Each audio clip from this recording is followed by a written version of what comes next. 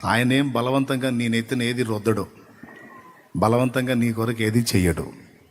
నీవు కోఆపరేట్ చేసేదాన్ని బట్టే ఆయన కదలికలు ఉంటాయి. నువ్వు ఎంతవరకు అవకాశం ఇస్తావో అంతవరకే స్పందిస్తాడు ఆయన. నువ్వు ఇచ్చిన అవకాశానికి మించి ఆయన హడావుడి చేయడు.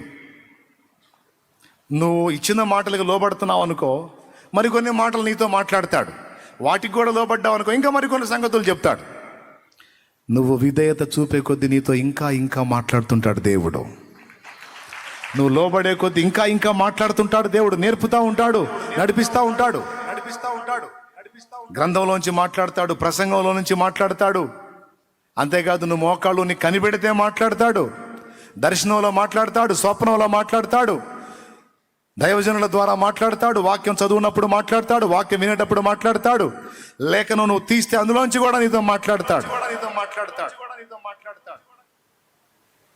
నిరంతరం ఆయన మాట కోసం కాచుకొని ఆ మాట చొప్పున అడుగులు వేయటానికి నిన్ను నువ్వు సిద్ధపరచుకోగలిగితే ఎంత మేలు.